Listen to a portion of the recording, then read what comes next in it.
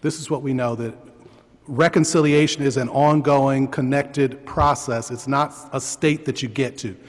We will be reconciled outside of space and time. We will be reconciled to God. Inside of space and time, you're constantly working. You're constantly working. You don't get to reconciled. You get to reconciliating. And so reconciliation, this is my offering, is an interwoven set of processes. And I'm playing off of Dr. Bosak talked yesterday about real, radical, and revolutionary. So looking at that radical term, I'm making that an acronym, radical. Reconciliation processes result in identities that are relationally constructed, authentic, dignified, interconnected, legitimated, and performatively co-equal. Radical. Relationally constructed, authentic, dignified, interconnected, legitimated, and performatively co-equal. Relationally constructed means they're mutual, they're reciprocal, they're constantly created from the space of equals. Authentic identities are self-generated from a result of individual and group healing and group exploration. They're fully embodied, full self-expression at the individual and group level. This is deracialized, decolonized, disengendered, unsexualized, uncommodified identity. A healed space, not determined by the constraints of relations of power.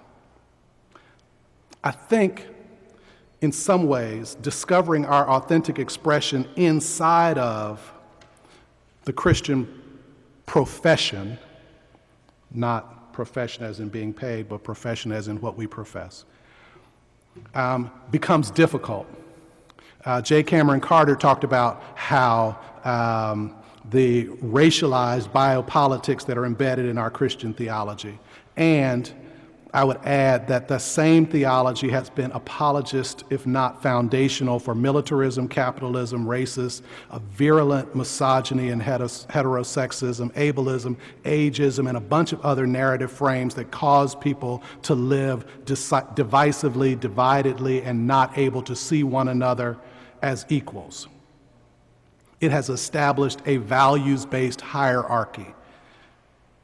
And that's why I also think our churches are so divided along all of those lines. People are not willing to investigate one another's narratives. We don't have capacity for Christian conversation and holy conferencing that allows us to be with others that are different from us. And so we divide.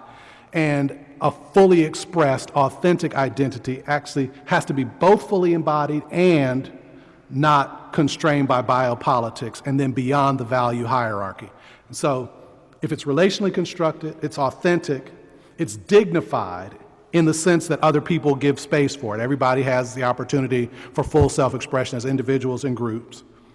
It's interconnected. My friend Byron Bland at Stanford helps me with this notion of interconnectedness, interconnectivity.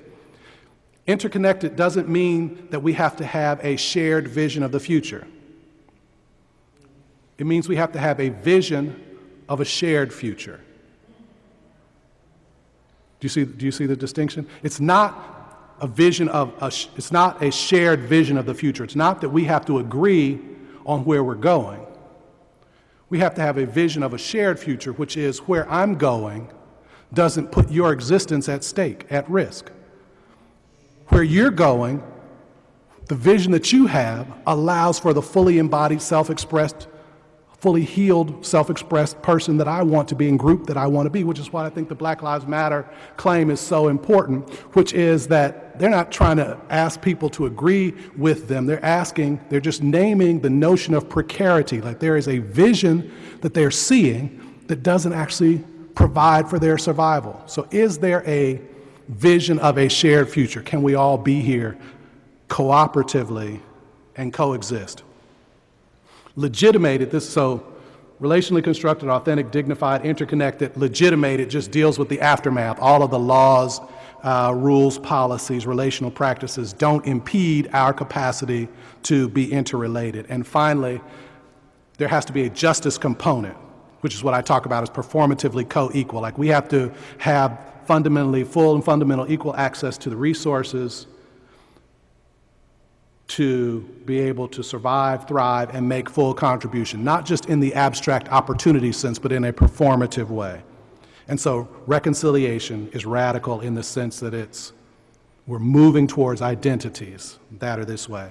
And what we need to do that is new language and new stories. And